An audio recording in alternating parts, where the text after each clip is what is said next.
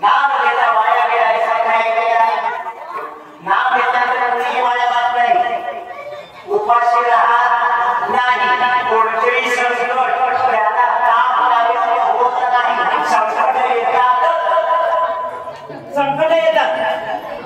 संकट येतात एका जणाने बोललो पण त्या संकटाचा काय होतो संकट येतात पण आपण सद्गुरूंचे आढळलेला समजा की त्या संकटाची झळ सद्गुरू आपल्याला जाणून देत नाही काय पण आपला दृढ भाव असायला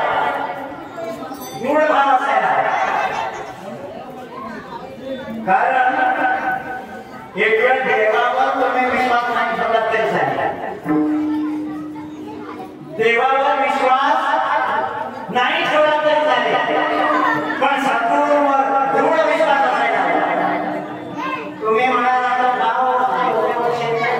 तुम्ही म्हणता की देवावर ठेवू नका नाही कारण देव विश्वास देव विश्वासघाती आहे विश्वासघाती पण सद्गुरू आहे सद्गुरू बघा ना मुलं आईजवळ असतं ना आईजवळ खसखरी संकटामध्ये घाबरत नाही मुलाच्या जवळ आई असेल की आईच्या जवळ मूल असेल मूल कोणत्याच गोष्टीला घाबरत नाही तर त्याला म्हणजे आई आहे माझ्या मग हे कोण आहे कोण आहे सद्गुरू म्हणजे कोण माऊली मा म्हणजे मानवता ऊ म्हणजे उदारता सद्गुरू एका ध्यानाला गेला देव उदार नाही आहे देव उदार नाही देशी तेव्हा घेसी देवाला द्यावं लागतं तेव्हा देव देतो देवाला द्यावं लागतं जेव्हा बोलायचं देव द्यायला जेव्हा समोर नारळ न्यायला काहीतरी द्यायला घरामध्ये त्याची पालखी आहे आणि ओटी भरायला शिडक्या शीतळ आहे आणि काही सांगितलं देवळा ओटी भरायला सत्यनारायण आपल्या इथे नसेल इतरांच्या कंपाऊंडमध्ये जाऊन रात्रीच्या वेळी जाऊया सोडून तुळशीची बाग आणायला हवी गणपती आणायला त्याला लाल फूल देवाला द्यायला लागतं तेव्हा देव देतो गणपतीला द्यायला लागतं तेव्हा देतो सत्यनारायणाला पुरणपोळी ज्यावेळेस लागते तेव्हा देतो पण संत काही द्यावं लागतं काही आणि ते उदाहरण एवढं देतात संत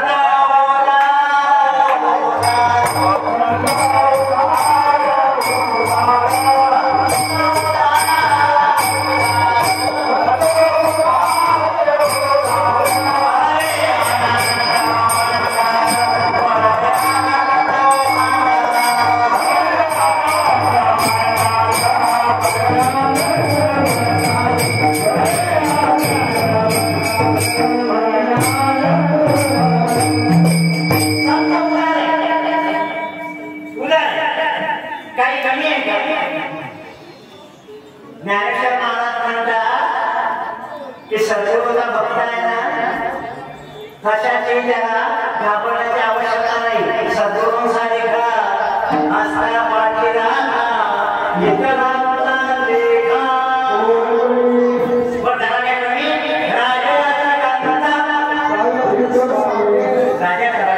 राजाची नावी येत नाही तसे आम्ही विद्यार्थ्यांचे गोऱ्याचे ज्ञानार्थांचे शिष्य ते दर्शनीय आहे तर आम्ही छावे आहोत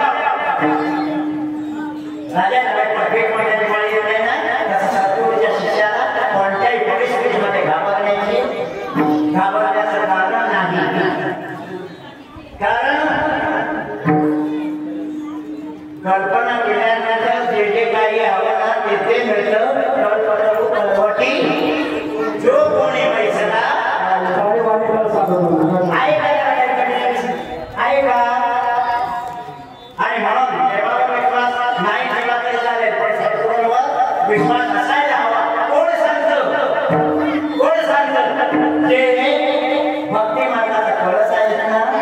ते चुकवायला सांगतात. माझा जर विश्वास असेल तर संतांची बाई आणि म्हणून सर्व माझं बरोबर ते जीवाचे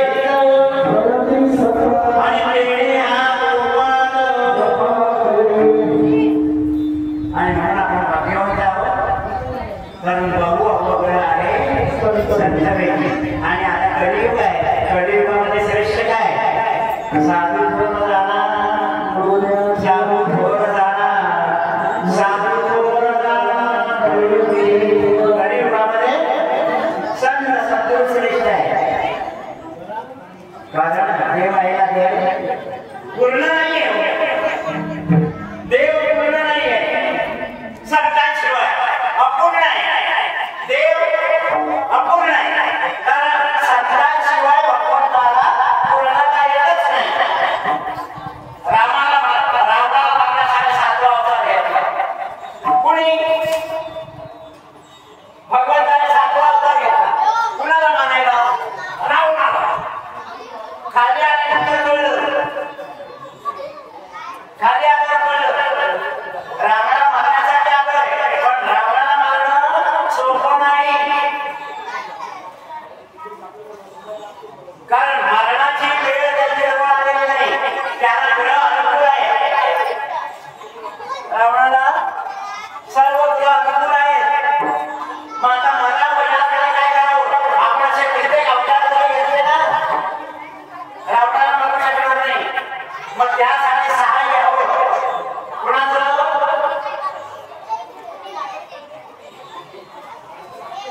भगवंताला कळलं आणि भगवंताने डोकं टेकलं. श्री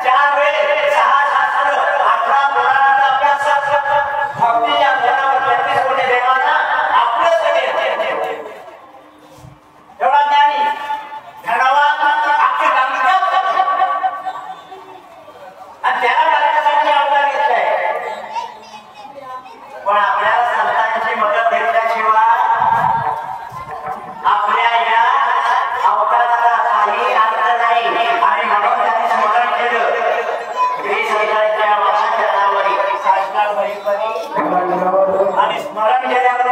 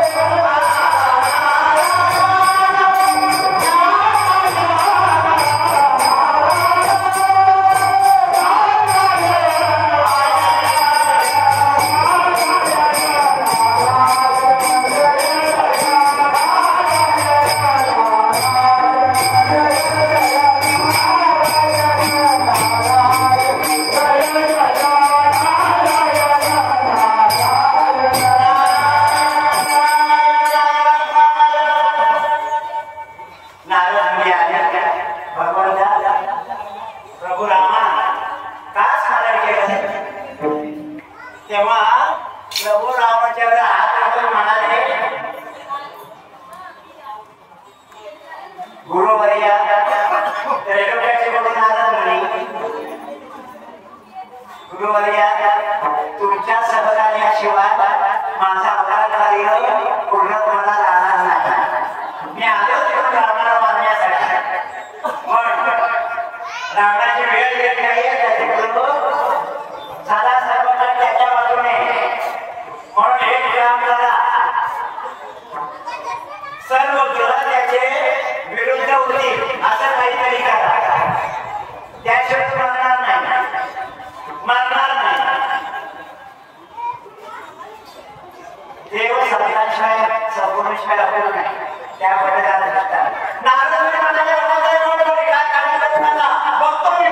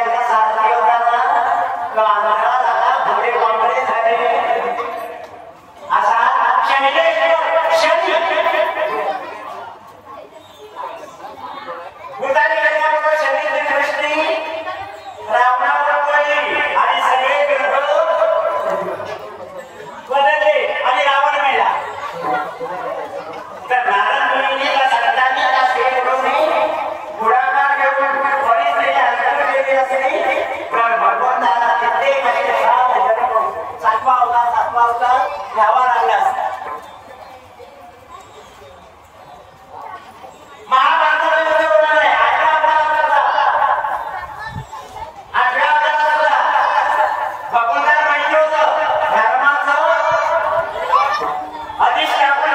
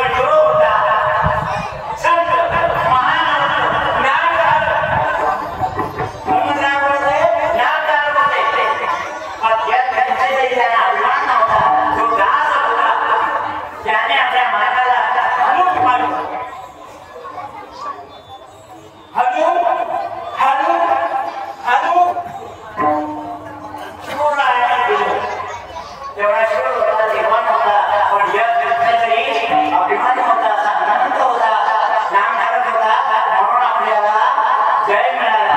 म्हणून एकनाथ बाबा म्हणतात अनंत जन्मेचा सिद्ध केला. मला तुम्हाला आरोग्य द्यावा असं वाटतं, म्हणजे वाटते त्यांचे आशीर्वाद द्यावे. जे सुख आहे ना, जे धन्यता आहे ना, ते कायमचे राहावे. म्हणून मला आरोग्य द्यावं असं वाटतं. कारण सद्गुरूंच्या चरणाचा स्पर्श झाला की मग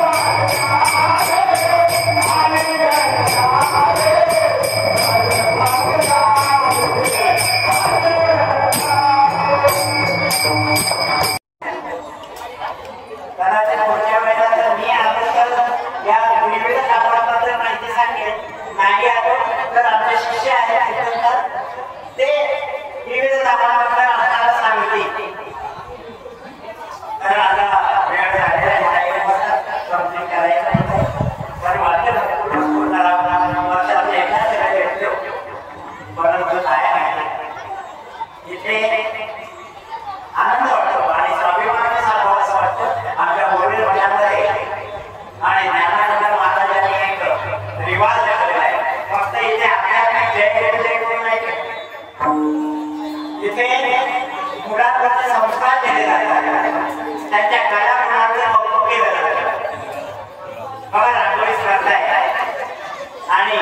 मगाशी आपण केलं की त्या सगळ्यांना मार्गदर्शन करणाऱ्या आमच्या शिक्षिका भगिनी आहेत, शिक्षक आहेत, त्यांच्या पवित्र चरणाला वंदन.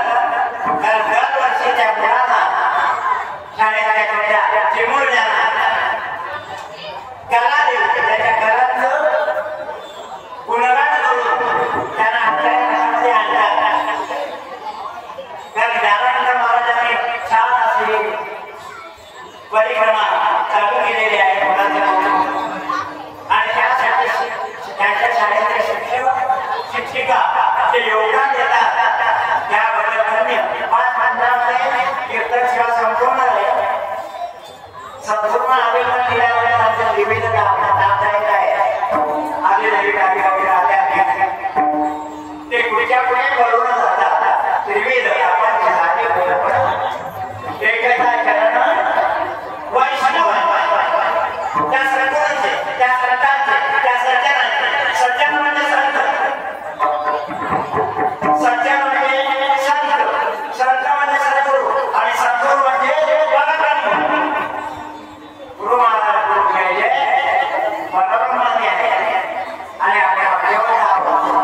म्हणून एकदा त्यांचं भजन करू, 2-3 मिनिटात त्याचं अर्थ सांगू, संसार करतात आणि 5 मिनिटाच्या ठिकाणी कीर्तन सेवा संपवूया. एका सगळ्यांनी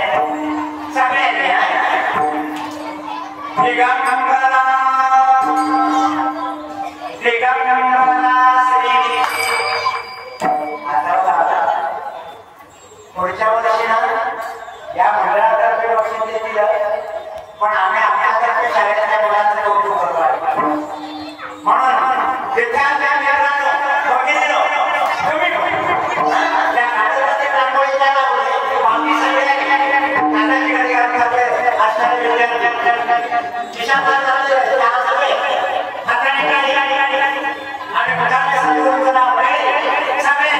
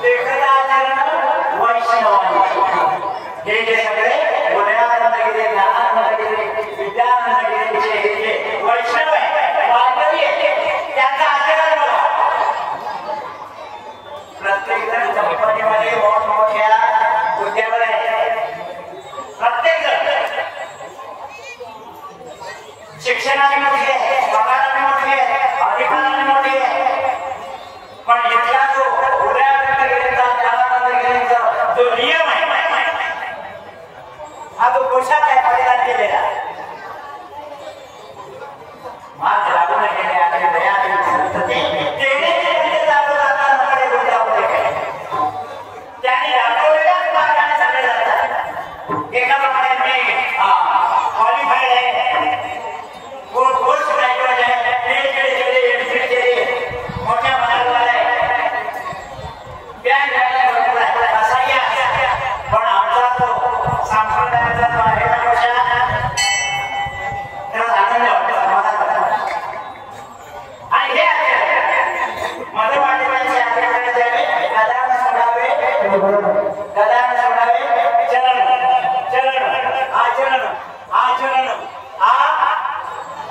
हे एवढं समाधान वाटतं ना, वाटतं भरपूर कीर्तन करावं पण यायला वेळ जातो, पण मुलांचं कौतुक करायचं नाही महत्वाचं आहे म्हणून वेळ झालेला आहे. प्रार्थना